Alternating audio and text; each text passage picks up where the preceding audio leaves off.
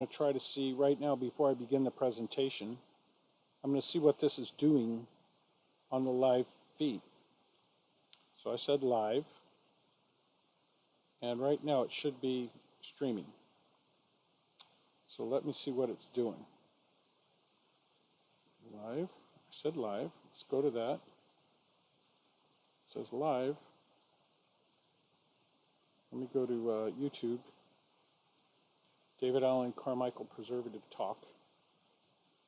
And let's see what Preservative Talk says. And it says live right now. So no, that's not it. I'm going to click the live button. And it shows my face as a photo. It's buffering. And it's showing me right now. I see my shirt. I see the word Preservative Talk. It has live chat. It has a tip bucket, and it has me and a microphone. Whether the sound is there or not, I do not know. I guess I could push this and turn up the sound a little bit and see if it's... It is.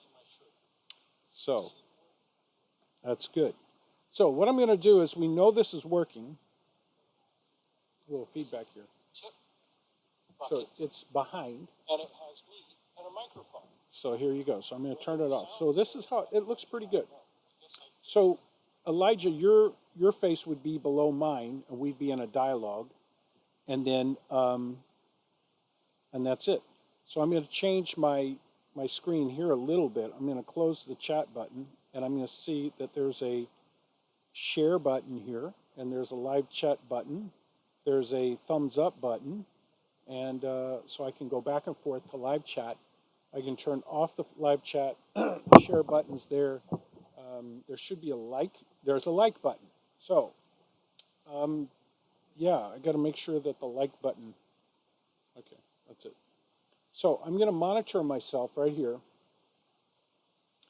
just to see what's going on. So this is what we would do. Hello, ladies and gentlemen.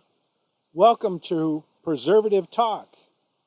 Today, we've got, now that's the end thing, so actually it's going to start here. What I'm going to do is maybe put a blank screen like. See that Preservative Talk? I'm going to go back down to it. What I need to do is turn off this junk, is copy this window, move it up to the top, and I'm going to save. Now I'm going to go to the presentation. So when we start, it should look like this. Preservative Talk. They'll see our faces. They'll see the screen Preservative Talk. I'm going to give it a few seconds till the video shows up so I can comment on it when it's in its final form. So I'm also going to use this screen as the last window. So it's going to open with this Preservative Talk. And I'm watching it happen right now. So as you see, in its current form, it's got Preservative Talk, and it'll be me and you on the other side. And again, it's got appropriate bells and whistles. So here we go. Welcome. I'll just do a welcome. Hello. We do introductions. Preservative Talk. Today, we're going to be discussing non-enumeration at birth. How, if your child has been enumerated at birth, you can unenumerate your child. There's other things that we're going to it's going to lead into discussions that we're going to end up having to do at a different sequence because there's so much to talk about. But we're going to keep this practical and something that you can do. So some kind of thing like that. We'll back and forth. I'll say a little quip. You'll say a little quip. The thing is to market it. Then we're going to go right to, so maybe when I'm talking and I go ahead, I should go to right there and say, Preservative Talk Video, Episode 4, Numbering Your Child After Enumeration at Birth. So I'm going to go through the summary, the various, tell them, like any professional speaking format, is you introduce yourself, tell what it is you're going to talk about, and you talk about it, and then you tell them what you talked about. One of the things also in professional speaking, you and I both understand, is that you lay the foundation of your subject matter expertise. So maybe during the introduction time, we can do just a real quick summary, like, hi, I'm David Allen Carmichael of some federal cases made some progress in this world. David Allen Carmichael versus United States and David Allen Carmichael versus Pompeo. And so I've had some experience ministering to people's I don't even see if I talk about that, that's just too much. So we'll have to figure out maybe what is the quick 30-second,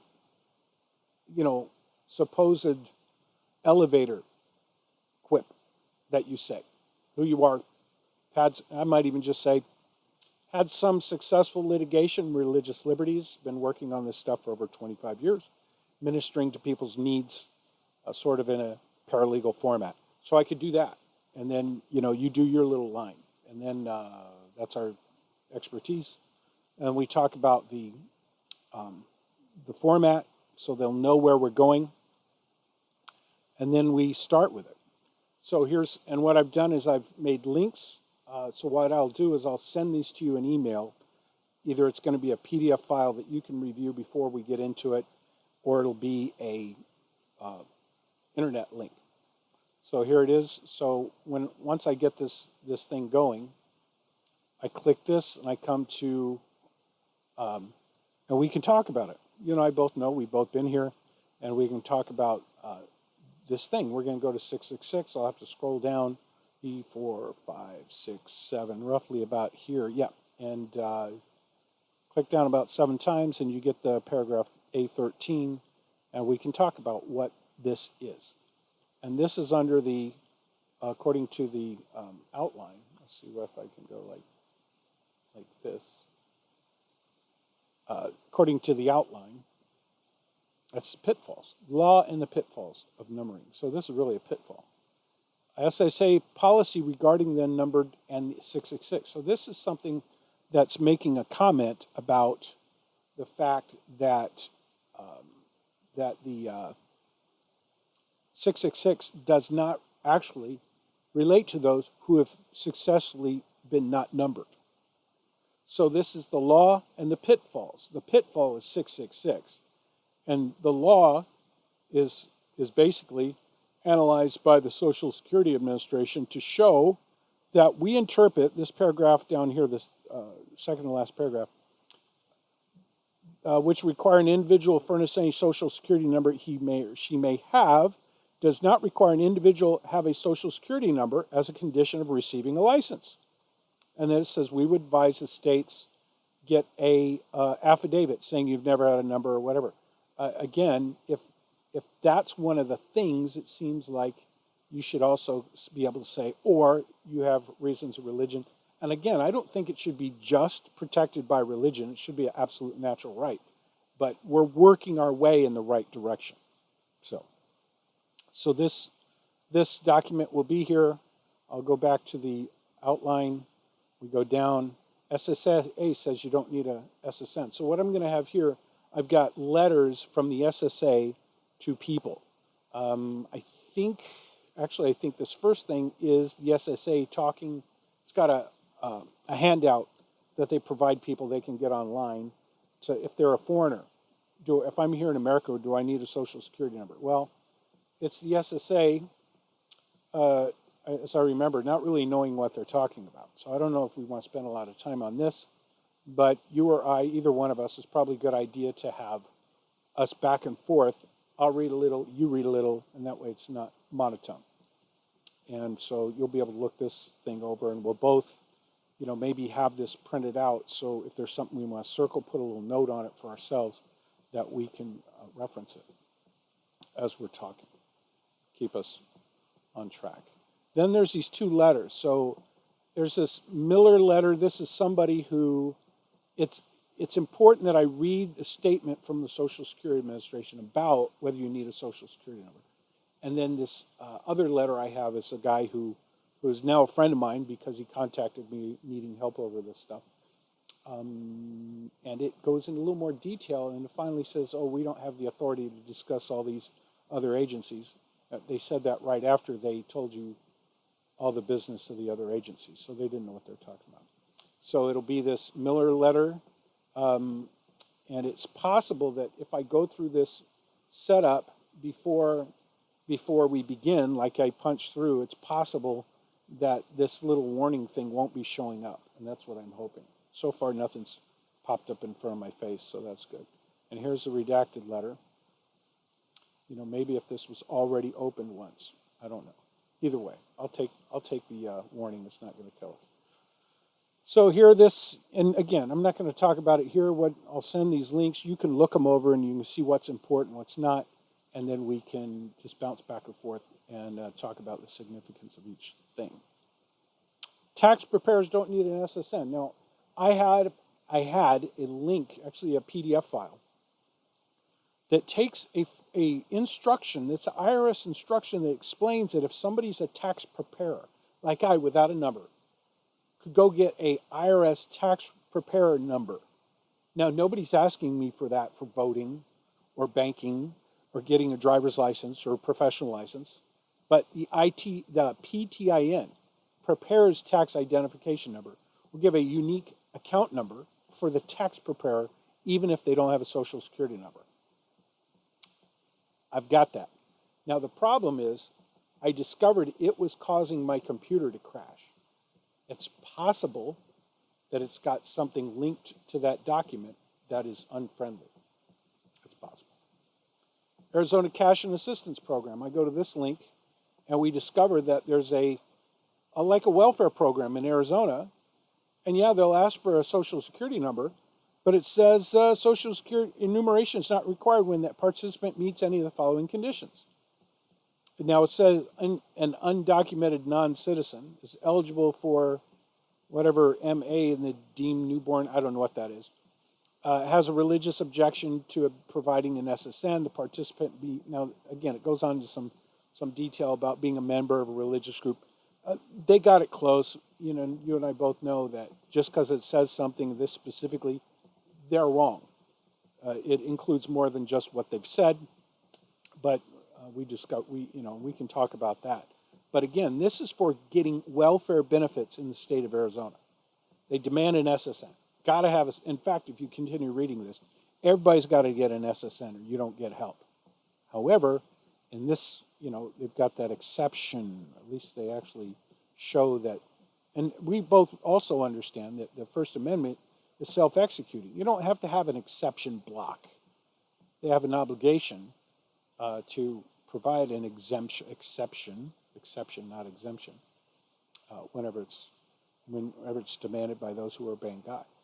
So now we're going to talk about the enumeration of birth program. We can get into the details about Code of Federal Regulations 42103. I have a document there. And this is important, this first paragraph. The Social Security Administration maintains a record of earnings reported for each individual assigned a Social Security number. Okay, if you get a number, they will maintain record of your income based on the tax reports. That's what it's about. If you'd like them to maintain a record of the taxes you've paid, then you can get a Social Security number. It's not necessary to get a job, even under a U.S. employer. The individual's name and Social Security number identify the record. Wait a minute, I thought I identified you. I'm going to have to use this in our case right now when we do our discovery. Identify the record, not the person. It's not my identity, is it? Is it my number? No. It's not my identity, is it? So that the wages for self-employment income reported or by the individual can properly be posted to the individual's record. Additional procedures, etc. Treasury Department. Oh, by the way, 26. This is just for you. In our Navy case, they tried to tell the court that they had to put a Social Security number on the check. So they sent me a check for $6,000 or something like that, something stupid, with a Social Security number on the front. And they were testing, baiting me. I sent it back to them and I said, it's false. It's a false identity. No, I can't take your check. And by the way, you owe me 100 and whatever it was, thousand. And then they argued in the court that based on 26 USC section 6011, they're required to put a number on the check. They're just a bunch of liars. And so we read the statute. And what I found in that statute was it tells you when there's a social security number or when you're required to file, you must use the social security number. But when you're required to file pursuant to, then it had a hyperlink. Okay, let me go see if I'm required to file pursuant to that hyperlink. Check that hyperlink. When you go to the next hyperlink, if you're required pursuant to hyperlink, go to that hyperlink. And all the hyperlinks eventually, for other statutes and other things, came back to this. And this is the CFR, but it was, let's just, I'm talking about the 26 USC. All the links came back. We did a full round robin there. We went through the turnstile all the way and came back to the same document. And I said, Herb, this is very interesting. They have basically given us the statute that shows us that there's no requirement to file. And therefore, there's no requirement for an SSN.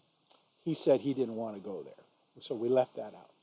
But the point was, the government lied again.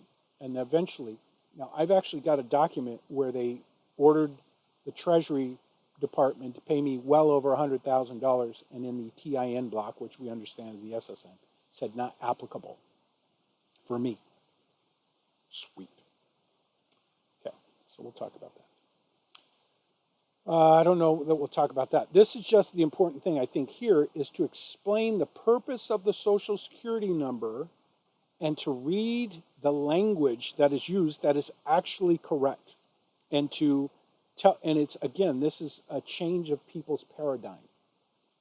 And I think we'll be able to handle this discussion with aplomb. Social Security Administration, what do they say? So I have a link to the program's operations manual. Now, what I want to do is talk about, I want to go through these serial numbers. And there's a document that was serial number, actually it used to be 00205 point whatever. So I may need to go look that up because this is 10205 point whatever. And it has to do with SSNs. In the olden days,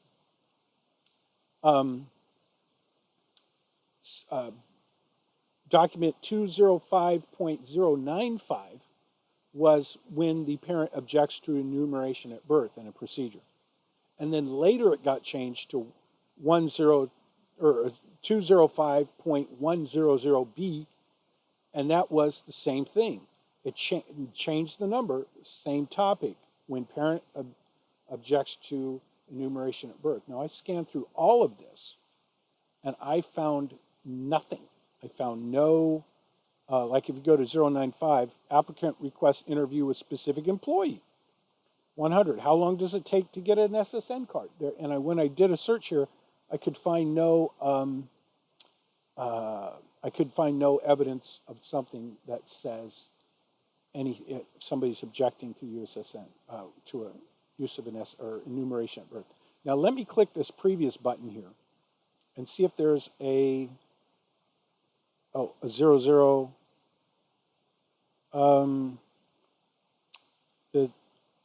Okay. I don't know what this is. Okay, I'm not really sure what this is. But I'm trying to work my way back, and maybe there's a 0020 whatever protecting the SSN card. So maybe I can, on a separate topic, actually, go read each of these POMs, Program Operations Manuals, and probably have to do that later. But for the purpose of our discussion I just want to have this one page where I show this table of contents, show what the number used to be on the document, and then I want to come back to the display and then go to the most recent old POMs that used to be on that list. See how it says 00205.100B? It's possible that there is a 00205.1B, 100B. So I'll show you what this is. And this is from a Family Guardian website, or actually it's a website from saveapatriot.org. I think I may have gotten this from a family, the other website, linking it back to Save a Patriot. But what I want to do here is go through this thing where it shows that the sneaky way that they've set up how they're supposed to deal with somebody objecting. And what they do is, and you'll be able to read this, is they go through and they say, okay, ask them if they're concerned that your child will be not eligible for benefits. If they say, yes, I'm concerned, then stop. Right? What is it? If a child is issued, a parent may object, and it says, that the mother states she answered no, and assume that the state inadvertently keyed yes and follow these steps. So step 1, explain that the child will need an SSN by at least 2 if he wants to be listed as dependent on an income tax return. And that's a lie.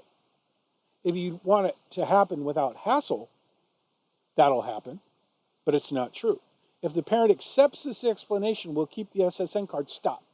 So you don't, they're very carefully dissuading the change. If this is not acceptable, go to step 2. Instead of just going, oh, no problem. Got it. You don't want to change your mind? Do it later. Use the SS5 form.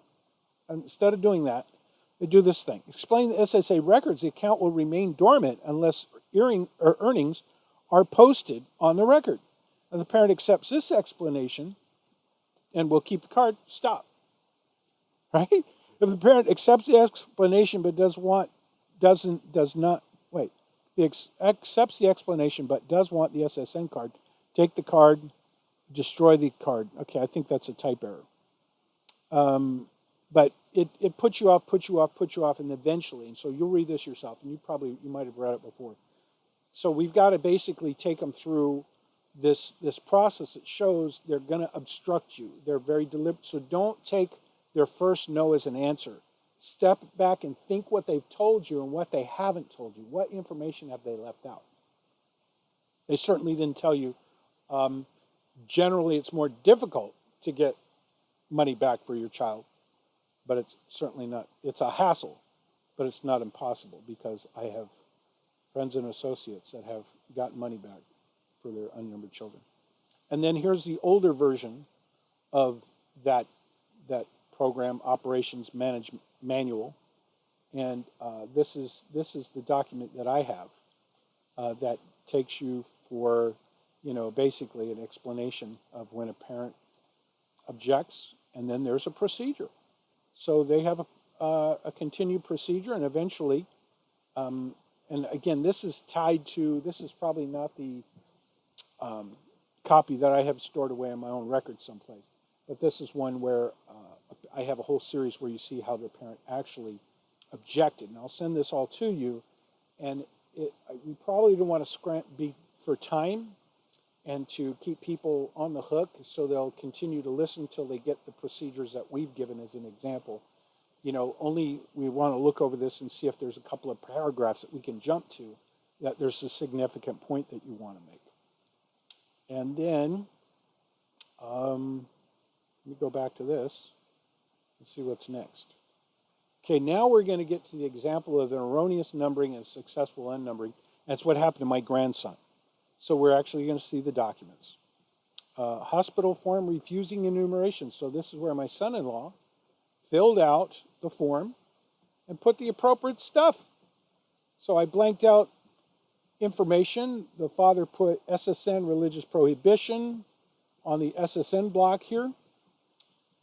And then down here, that's for him, he put, do you wish a social security number for this child? No.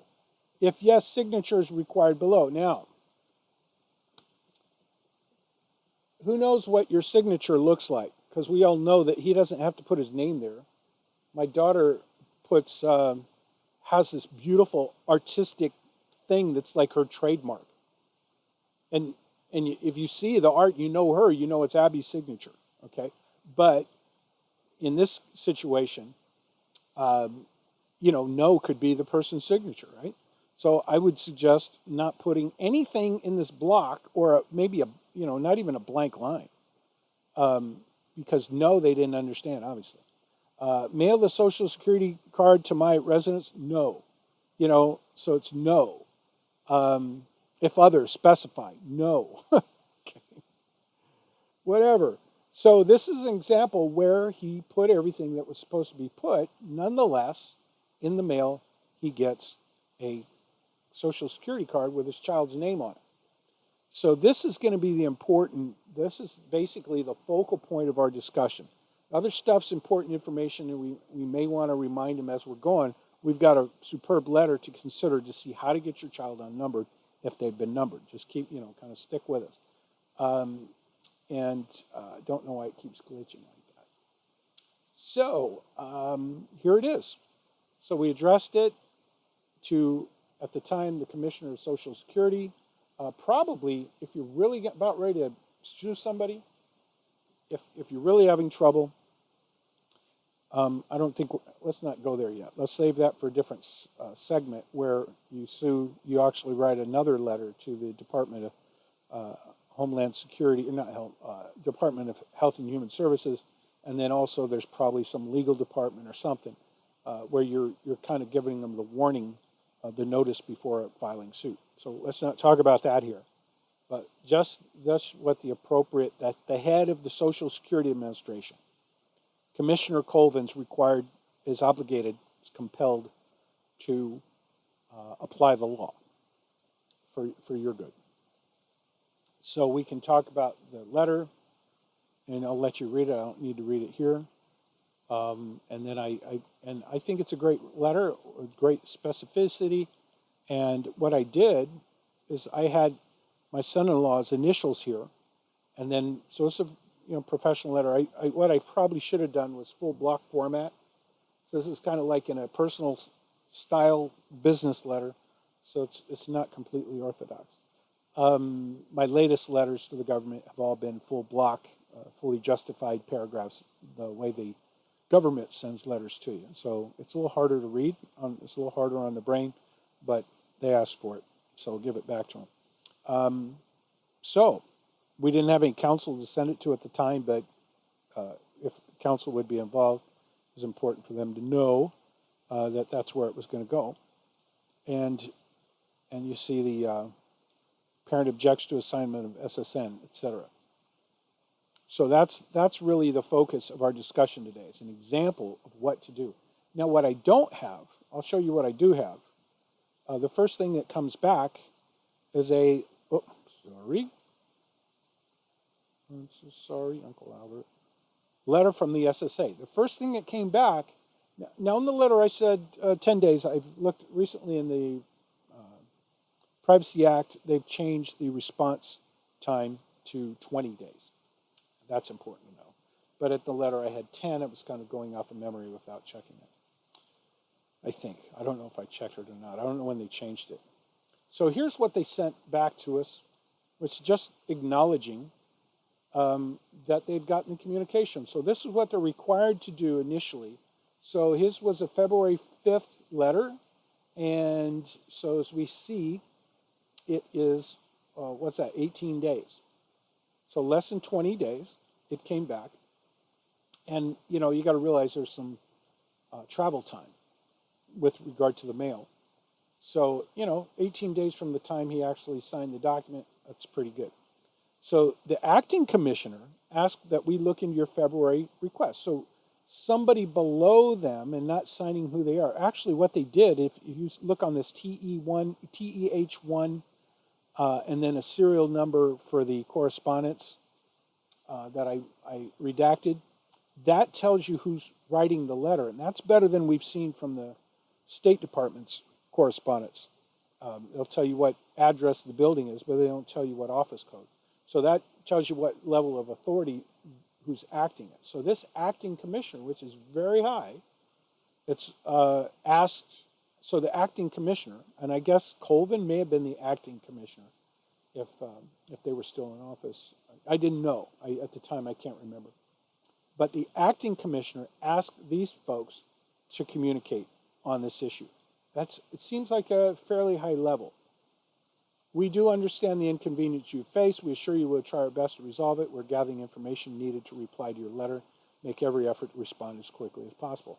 So they did respond quickly as possible, and I don't have that letter. I'd have to get to my daughter in her bookkeeping system to get a copy of what they sent, but they got a letter saying, hey, record's clear, no SSN associated with your child. So that's the object of our discussion. And then then we're going to go for a, let me go back to this. Let me go to a, where were we? Okay. So we go down and then summarize. This is a quote of those letters, 2 letters at least that we have here from the Social Security Administration. Social Security Act does not require a person to have a Social Security number to live and work in the United States, nor does it require a Social Security number simply for the purpose of having one. That's the law. No, it's voluntary, completely. Enumeration of birth. Now, this is what I generated. Is part of a global plan to ensure everyone is enumerated, where you cannot do things required in ordinary administration of civil life without confessing the number as an element of your identity. I didn't say that in the beginning, but this, I think, is a good summary. As a matter of law, you are free from the requirements of the number if you do not have a number. That's an important summary point. An enumeration at birth can be reversed. Epilogue. And one of the things we could do at this point, after that summary, is to say, what happens if you're an adult and your name has been associated with a number against your will as a child, you turn 18, and we're going to come back and do a different segment on that. We're going to have to do some research and look at the possibilities of once you become an adult, having that dormant account not alive. So I've known people that have been in that situation where their parents allowed it, didn't know what was going on, the enumeration at birth, person became 18, it remained dormant, they'd lived their whole lives. One person, I think, is in their 40s. They have not associated with that number that may or may not exist, but how do you fix it? So we're going to have to say, we need to come back, and we can bounce a little bit, brainstorm back and forth. Well, what about this? Well, what about that? What about that? And keep it real short and say, we're going to have to actually do a segment just on that topic. And it's very vital. Okay. So, subscribe, and I'm going to say this, maybe I can close. Now, folks, this is what we need you to do. We're committed, I'm doing dramatization. We're committed to ministering to other people's needs. We've worked hard for decades. We pulled the plow through some seriously tough dirt and softening the soil so that other people will have their liberties without having to do the grueling work that we've done. So we're doing this video blog ministry, Preservative Talk, for you and those of your friends and associates and neighbors so that people can basically reclaim some freedom rather than the slavery that's been imposed on most people. So that's our need. So we'd like to expand this ministry. We need you now, subscribe. Whether you like it or not, please do us a favor. Come on, and other people a favor. Subscribe. And there's a button down there, subscribe, subscription somewhere. It's down there. Also, support. People do this. We've been watching these videos and all these social influencers, and they've got a little thing of donation. And we realize, we don't bill people for what we do. And now people, because of our blessing toward them, have sent stuff, So I know a guy 20 years ago, I helped him over something really, I thought it was significant. I don't know if he got a driver's license or he maybe voted or, I don't know. It's something significant in his life, but it took very little effort on mine. And we established a friendship relationship, and it's a time in our life where we were on the verge of not being able to pay the mortgage and just getting through doing ministry for people in our local area and other things, and then doing this as a sideline for those who would call me from all over the country. And a guy sent me a ham for Christmas. Whoa, we were so blessed. We're not asking for this. It's not quid pro quo. So, but at the same time, we realize, there's people that probably would endorse what we're doing, even if they don't care about it personally. So that's why we have this set up. streamlabs.com. So there's a link that you can click, and it takes you to a tip jar that you can do payment electronically, and there's an account that this goes to that we're going to have access to. And by the way, it's going to help us fix our website to make this thing a little more user friendly, and then I think everybody's going to be blessed if we can get a little teamwork going. Also, share it with people. So we'd really like to see the footprint expand, and I think we want to be most effective with our ministry by getting it out there. And again, any of this stuff, I don't have to do it monologue. I can make a statement and then stop, pause, and then just kind of bounce back and forth on it, And then there's the end. And then at the end of this, so this is how we can, maybe I'll come up with a little spiel or something. Thank you for sharing with